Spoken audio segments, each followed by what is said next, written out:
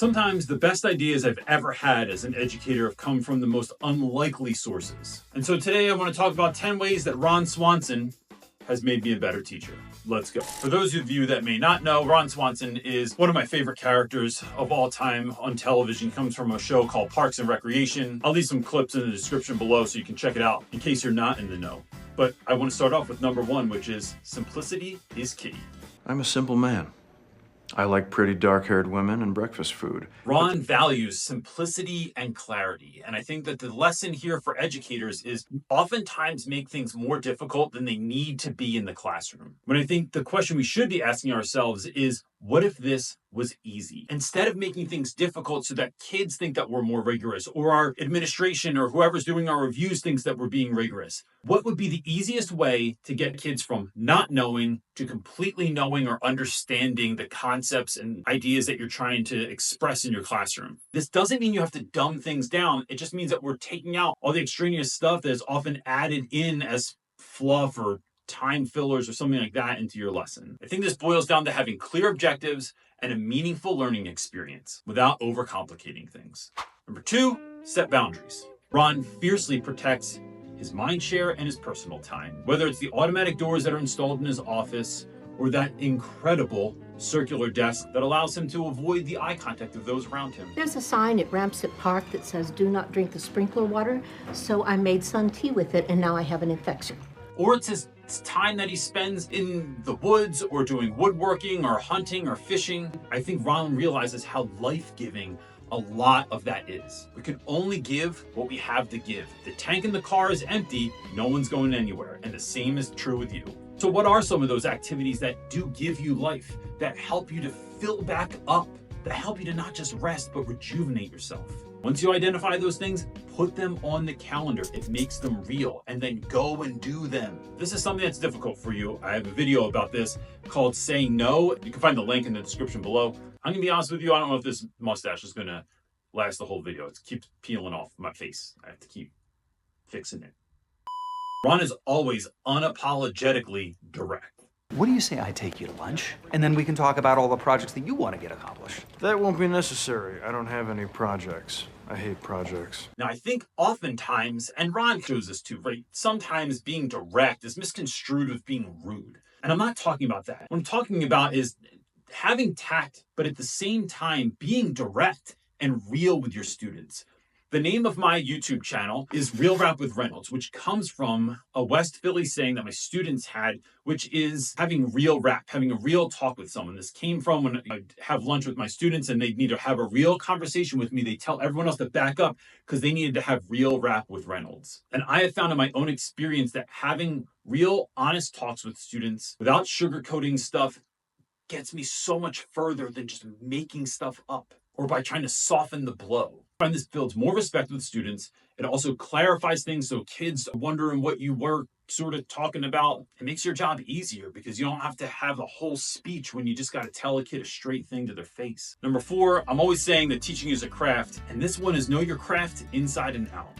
As a woodworking enthusiast, Ron's sometimes absurd and hilarious love for building things and fixing things really shines through in his character. I removed the sconce, fired up my grandfather's torch, heated up the pieces in a cast iron bucket, liquefied the metal, poured into a mold, obviously keep it over a low flame to achieve a nice temper, cooled it in antifreeze, and just forged and shaped the rings. And so to take from this, one of the things that I do in the beginning of the school year is tell kids how excited I am to teach, how much I love my class, and how much I hope they love it as well. Now, these might be three things that we think students are already going to understand or that we're hoping that they understand, but I don't want to leave it up to chance that kids are just going to get my vibe. I want to tell kids exactly what I'm telling them.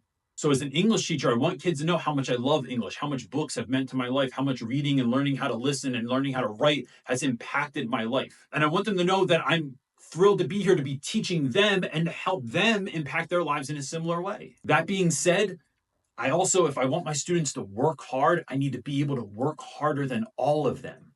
If I want kids to be lifelong learners, I too need to be the example, not just say it. I don't want kids to just hear my words. I want them to see me living it out in real life. Number 5, stay true to your values. Now, this one could go a lot of different ways here. But the thing I want to hone in on and direct your attention to in this moment is I have one belief in education, and that is that education is only ever about students.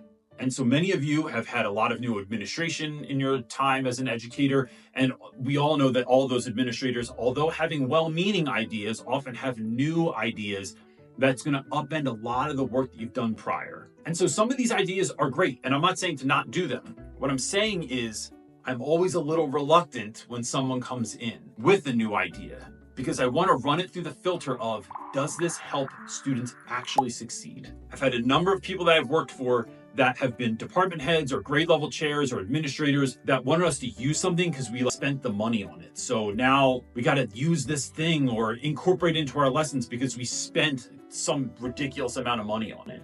And if I'm being true to my values, those are things that I don't do. If I can see that it clearly has no benefit on students finding success in my area of study, I just don't do it. Or I at least find ways to minimize the amount of time, energy, and effort that I have to spend doing a certain thing so I can get back to what we're there for, learning.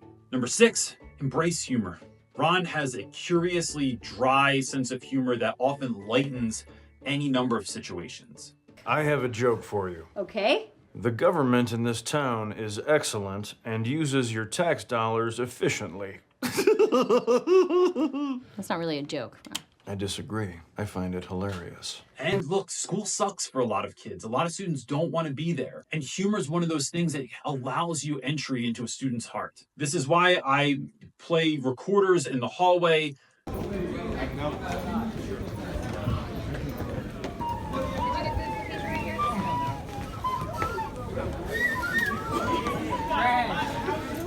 And greet kids with silly signs and shake their hands with any number of strange hand things that I have, because I try and upend the usual with the unusual. Try to make it an experience, a moment, go from ordinary to extraordinary just by putting a smile on someone's face. So think about, how could you greet your students? How could you walk into the next school meeting? How could you start class, end class, say hello or goodbye to a student at the end of the day or the beginning of the day? That's going to have them coming into your class or leaving your class with a smile on their face.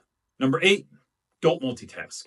Or as Ron likes to say, Never half-ass two things.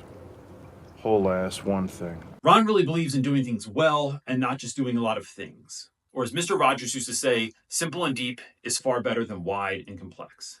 Now this could speak to maybe you're doing too many things in your school and you're trying to multitask because you're leading cheerleading and debate club and teaching 3 different classes and you're in charge of pickup at the end of the day.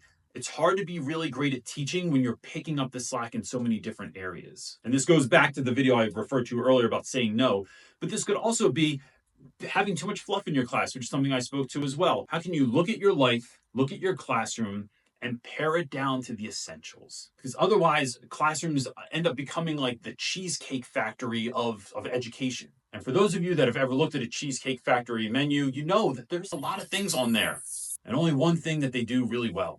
That's cheesecake. Next is listen more than you speak. Ron is a man of few words, but immense wisdom. You know what makes a good person good? When a good person does something bad, they own up to it. They try to learn something from it, and they move on. I have found over the years that when kids come to me with problems, with questions, that my attention is always far better than my advice. Oftentimes, I do not have the advice that is needed for any particular student, but they know that I will truly listen to them. This also goes when you're asking questions in class. I know, especially earlier on in my career, I would ask a question about what we were reading in class, and I didn't give an ample amount of time for kids to process, to think about it, to sit with it. I would get nervous that no one was answering, and I would just fill the air with my own words. Take a breath. Let the silence sit there for a moment so your students can process at a pace that is comfortable for them. My favorite principal that I ever had, Dr. Noah Tennant in Philadelphia, used to say that this is giving kids the present of your presence. It's just by you being there, being attentive, being ready, that is the greatest blessing you could give your students, and not just filling all the air up with words all the time. Next, celebrate individuality. Ron seems to appreciate people's quirks, even if he's doing so reluctantly. I honestly don't care, but I'm just gonna say it. I like Joe. He's a nice man who's good with kids, and he seems to be smart and patient. We should look for differences in our students and celebrate those differences. Not all students learn the same. Not all things make the same kids laugh, make the same kids smile, make them light up in your classroom. But when we see those differences and when we pay attention because we're listening, we can find ways that we can better educate our kids. We can see ways that they learn, things that they're interested in, things that maybe make a connection to the stuff that you're learning in class. I often tell students and teachers that what makes you weird is what makes you wonderful. So if you're the type of teacher that's unlike anybody else in your school, you need to know that those differences shouldn't be things that are making you afraid. They're often the things you need to be leaning into. Because I'm telling you, there's a kid in your class that needs the you that you might be a little bit nervous to share. And my last point is, don't fear silence. Now, we talked about filling the air with words. I'm going to take this a little bit of a different way. One of the greatest gifts I ever gave myself several years ago was I started having time during the day where I found this little closet in the basement of the school that was usually used for storage. And I started taking one of my preps in there because I didn't want any outside noise or distraction in my day. What this allowed me to do was just sit quietly for a minute, put on some music, get some work done, or just sit and pray or meditate for a few minutes. I then transformed this into going for coffee every day, which gave me a 7-minute round trip to Dunkin' Donuts in West Philadelphia and allowed me to recharge and reset a little bit. I've known friends at school that take a walk around the block or go for a run during their prep, which really would lead to stinkiness. So I don't really recommend that one. But anyway, it's finding a moment of quiet for yourself. I used to do this as well on my way home, where a couple of blocks from my house, I would just pull my car over the side of the road, sit there in quiet for a moment, say a prayer, and then enter into my house. This just lets you to really take an intentional moment to switch from work mode